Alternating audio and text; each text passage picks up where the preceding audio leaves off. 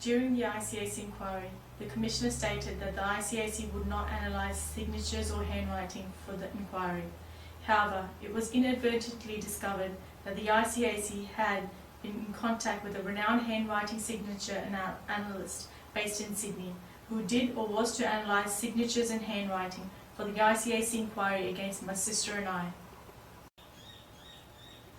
There were a number of inconsistent excuses provided by the ICAC personnel involved in the inquiry as to why a report for signature and handwriting analysis was not produced as evidence during the inquiry.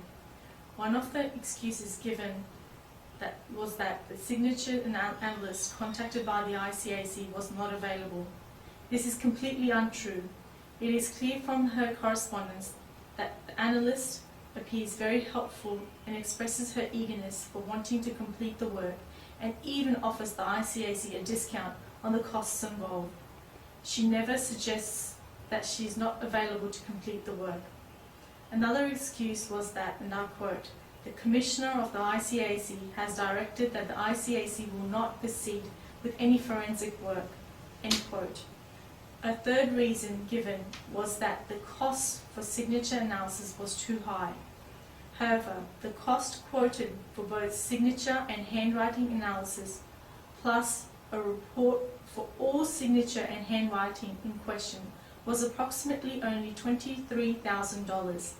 This is a tiny fraction of the total ICAC budget, which is over $20.4 million spent over the period of 2010-2011, the same period during which the ICAC initiated the investigation against my sister and I. This is appalling because over a matter of $23,000, the ICAC was happy to grossly defame and falsely accuse my sister and I, and spend additional and obscene amounts of money, state public money, in their continuous pursuit for a highly flawed investigation. The real truth is that the signatures do in fact belong to the doctors involved in the investigation. By disregarding legislation, it appears that the ICAC, the New South Wales Health Department and the Department of Public Prosecutions are pursuing this matter to maintain their image and the image of the doctors involved. In doing so, they are willing to allow the false conviction of my sister and I. This to cover up the lies and false evidence given by the doctors who were heavily involved in the medics' clinical trials. In August 2013, any correspondence, including emails and letters between the ICAC Principal Investigator and the signature handwriting analyst that the ICAC contacted, was subpoenaed. Upon reading through the emails and letters produced from the subpoena, the following was noted. The ICAC Principal Investigator produced less correspondence email than the signature handwriting analyst. This ICAC Principal Investigator claimed that one of the doctors involved from the Royal North Shore Hospital, and I quote, admitted signing some of the documents, end quote. This claim is false. In fact, this particular doctor admitted signing all of the 4 documents bearing his name and signatures. This is the only doctor to admit authorship of all the signatures, and is not included in the list of doctors who are denying their signatures. The ICAC Principal Investigator made highly damaging allegations against my sister and I to the signature handwriting analyst, suggesting that a fictitious person signed documents, and I quote, in an attempt to disguise possibly the suspect's involvement with the companies so that the companies appear to be legitimate, end quote. At the time of making this damaging and false statement, the ICAC Principal Investigator knew that the companies were in fact legitimate registered companies. This is easily verifiable via the Australian Business Register, and further, he had the relevant documentation seized during the search warrant. The ICAC Principal Investigator intentionally gave the signature handwriting analyst completely false information that he surely knew to be false. The ICAC Principal Investigator, knowing my parents' names, suggested to the handwriting signature analyst that a fictitious person was created by using, and I quote, a combination of the suspect's mother's and father's Christian names, end quote. This is completely false. The ICAC Principal Investigator made highly defamatory, damaging and even false statements in his correspondence with the signature handwriting analyst. His damaging statements and suggestions were made without evidence and was a clear attempt to paint a negative image of my sister and I and influence the signature handwriting analyst in her professional judgment. Further, these damaging and defamatory statements by the ICAC Principal Investigator were made on 2nd July 2010 before any private or public ICAC inquiry had begun. This clearly indicates that as of 2nd July 2010, the ICAC Principal Investigator had already formed a biased opinion against my sister and I without evidence or inquiry. This in turn strongly suggests that the entire inquiry was conducted with the same bias against my sister and I. Therefore, it can rightly be inferred that the entire ICAC inquiry concerning my sister and I was compromised by the bias and malice directly due to the behaviour of the ICAC Principal Investigator. The signature handwriting analyst recommended to the ICAC Principal Investigator that the ICAC should not forego, and I quote, the ESDA examination on the basis of costs, as the ESDA examination can provide extremely compelling evidence as to the genuineness or otherwise of a document, end quote. The ESDA stands for Electrostatic Detection Apparatus. In spite of the signature handwriting analyst's expert advice, the ICAC refused to conduct signature handwriting analysis that would have proven the innocence of my sister and I, and have proven without a doubt that doctors provided false evidence and lied under oath.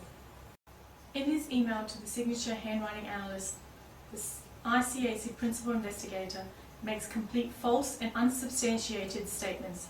He states that I, and I quote, made certain admissions as to signing several of the documents, end quote.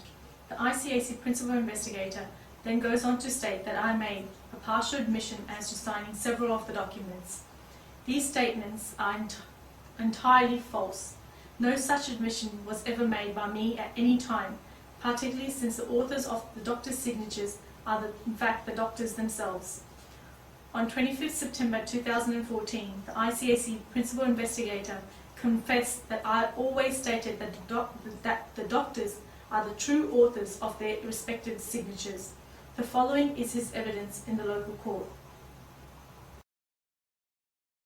Which I'm about to ask the witness about. Please, they were emails between... Miss Novotny?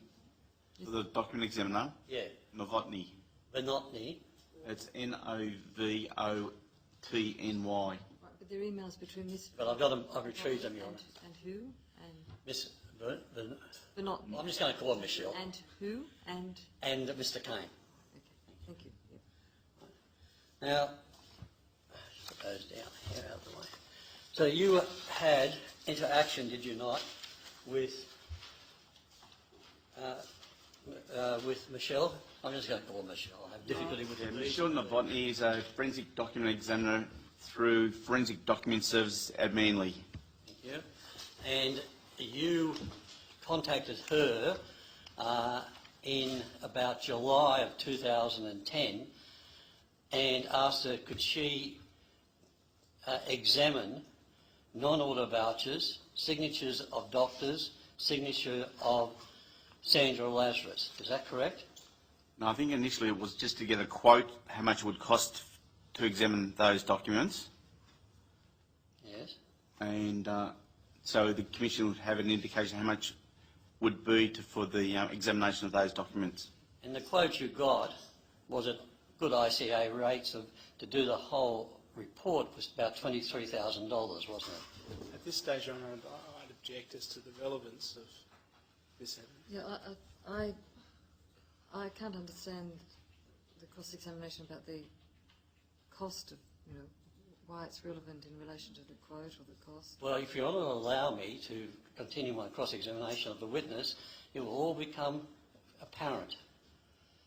And I'll ask him this next question.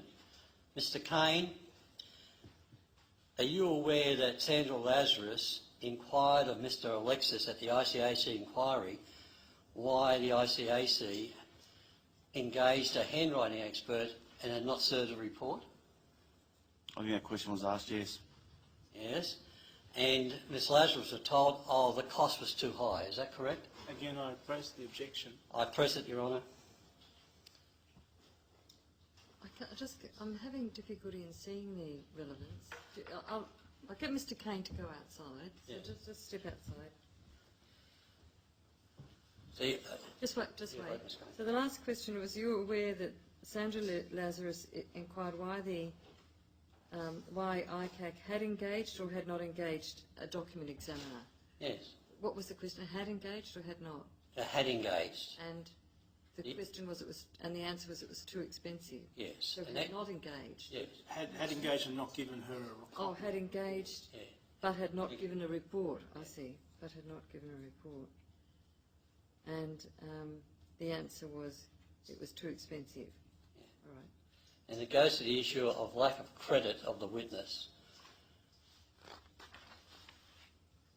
Right, but credit obviously is not an issue unless it goes to a substantive fact. So, what do you say? Why is the credit of this witness? How's that relevant? Just. Your Honour, I've got an answer to that, but would you want to give me a few minutes to think about this position? Because this is crucial to the defence case. I just want to hear why you say this line of inquiry is relevant. Because, Your Honour, and I seek Your Honour an order of Mr Poulos not to discuss this until the cross-examination is over with anyone, but on or about the 21st of December 2010, Michelle, I'll just call her Michelle because I have difficulty pronouncing V's and B's, Michelle told Mr Kane by a telephone conversation that she had done a preliminary examination of the documents, and her opinion were the doctor's signatures were genuine. Did you know that? Wasn't aware of that. Dr Hughes, about 2 hours. Wasn't aware of that. Dr Saywick, about 3 hours. Wasn't aware of that. Dr Hacker, about 3 hours. Unaware. M. Black, whoever that is, 2 hours. Probably Michael Back. Oh, Michael Back, yeah, thank you. And Ross Smith, about 2 hours. Wasn't aware. Yeah. And then she was talking, so, thank you. Did the ICAC ever remunerate Michelle for any work that she claimed for? No. Now, so on or about the 20th of December, 21st of December 2010, did you have a discussion with Michelle on the phone wherein she said to you, and I quote, words to the effect, look, looking at the preliminary, just a preliminary, you look at these signatures of doctors, they seem to me to be genuine. Who said that? And Michelle. I can't recall having any conversation to that effect, no. Thank you. And to be correct to say that it was Christmas and you went off and had a few weeks off over Christmas of 2010? Compulsory leave had to be taken. Yeah. And, excuse me for a minute.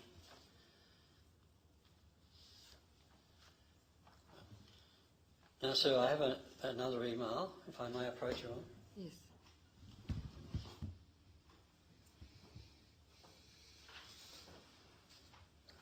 You just read that to yourself, sir.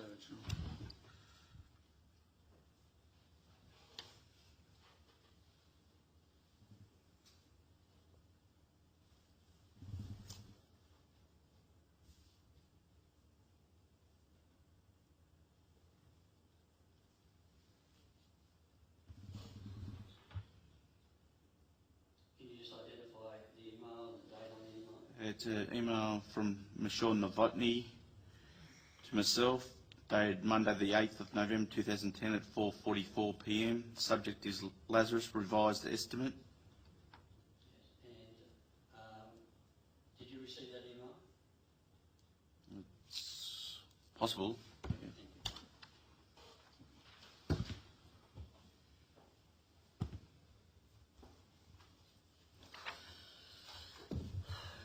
And that refers to a telephone discussion you had to her early on the 8th of November 2010? It appears that way, yes. And she says, I note your advice that the examination should be limited to the 11 tax invoices addressed to the Royal Hospital for Women. That's That's what it says. Yes. The examination will include the signatures and handwritings therein, as well as the ESDA, capital E, capital S, capital D, capital A examination of those documents. You know what the ESDA means? No, I don't, I'm sorry. Well, we'll find out. Anyway. And then the second paragraph, the estimate costs for undertaking examinations and preparing a detailed report will be in the order of $8,520 to $12,540, including GST, plus disbursements in the order of a further $220. The costs are calculated at our reduced rate of charge. That's what it says, yes. Now, did you pass that on to your people? Did you withdraw that? Did you do a report to the higher echelon, telling her that that was a revised estimate from 40,000 down to 12,000? I possibly would have done a report or had a verbal meeting with the Director of Investigations.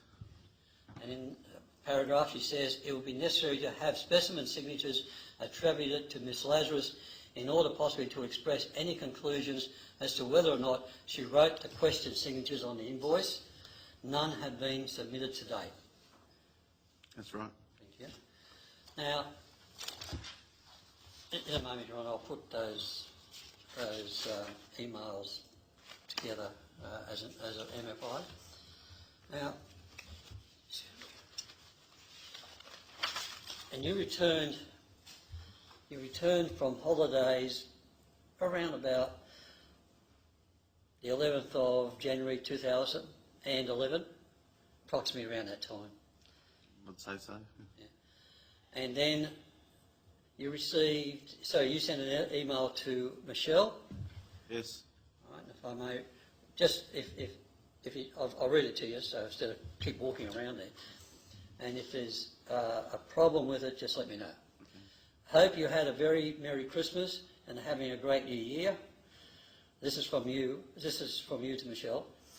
I am back at work now, and I just need to update you on the forensic work relating to Sandra Lazarus, Operation Charity.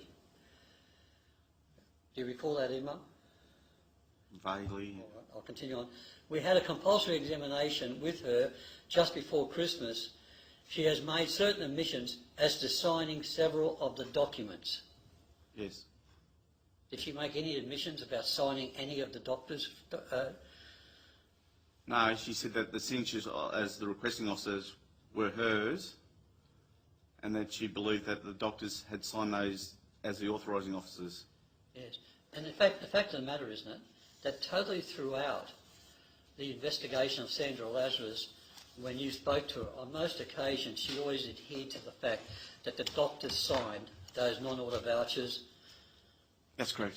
And maintenance forms. That's correct. Yeah.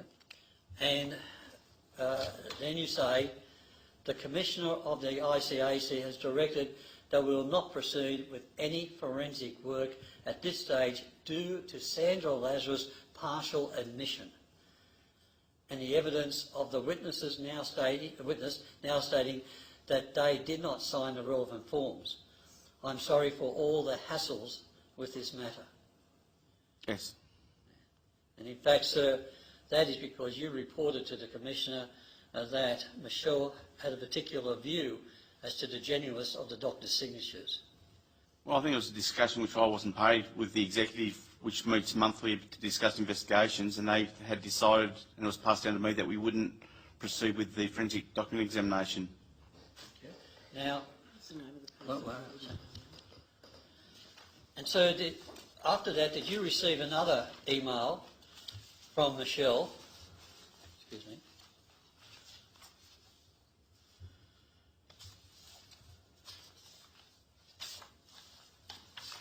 Excuse me, Robert.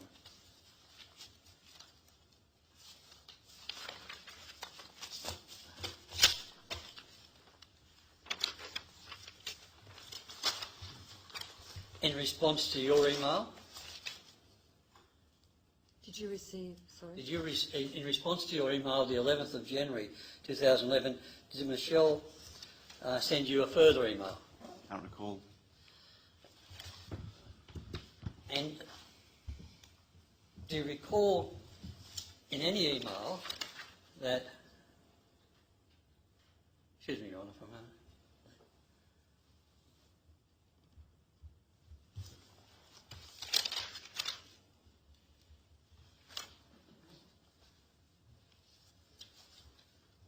I see the time, Your Honour. I've got a few more questions, probably get, sorry, about half an hour. This area about Michelle. I'm just trying to find another document. Whatever her last name is. Okay, if we get there.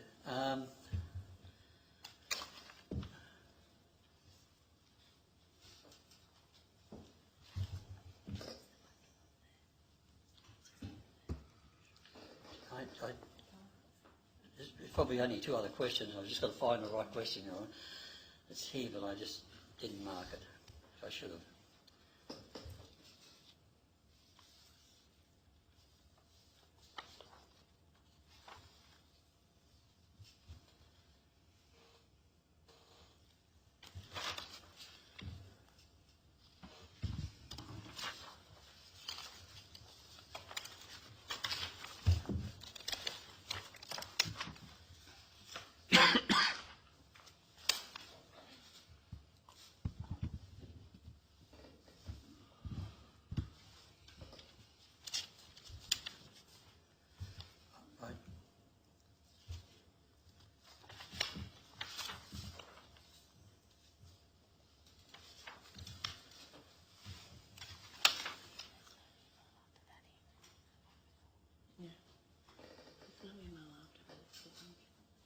There is one.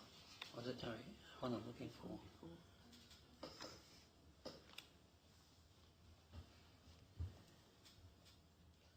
Sorry, I'm not really having... Would you believe it's a very important line in the email now? I can't locate it.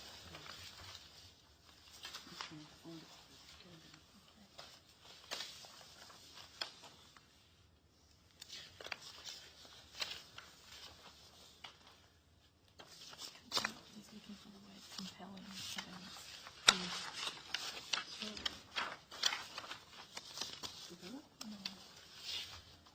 You're looking for the word compelling? Yes, I can't locate it, Your Honour. I can only take it from my memory. In one of the emails that Michelle sent to you, when she was talking about the costs and what she was doing and what she was about to do, she said, words to the effect, it is very important that I do the examination of these doctors, as if I find that their signatures have been forged, it is compelling evidence in your case. Words to that effect. That's not exactly the words, but pretty I can't recall any conversation like that, no. What about compelling evidence in your case? The words? No. Okay. Unless I find that, Your Honour, that deals with Michelle. Oh, it doesn't deal with Michelle. Sorry, Your Honour.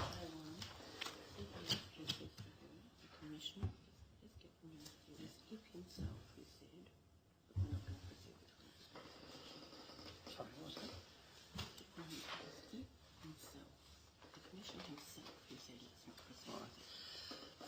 Do you remember I mentioned, and you've read the email, the 11th of January 2011, was it the Commissioner himself who directed that you do not proceed with a forensic examination of the documents? Well, that's what my understanding. The Commissioner's the CEO of the organisation, so they would have to get... Yeah. Yes, so...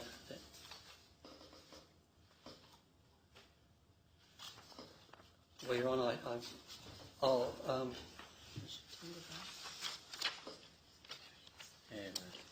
is that it? Ah, we eventually found it. Now, so this is the email of the 13th of October 2010 at 10:29, and it deals with the documents that you sent to Michelle.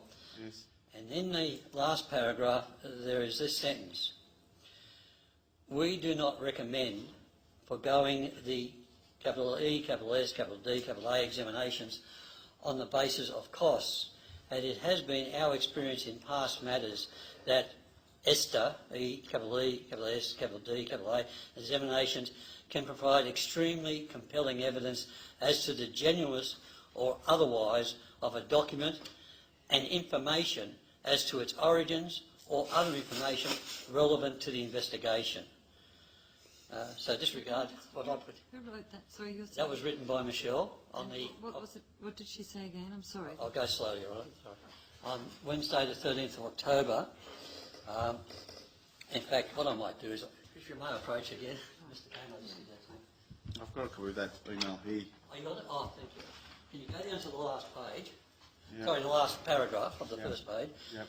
And go down 6 lines, 5 lines, and it says this, and I quote, "We do not recommend foregoing the ESTA examination on the basis of cost, as it has been our experience in past matters that ESTA examinations can provide extremely compelling evidence as to the genuineness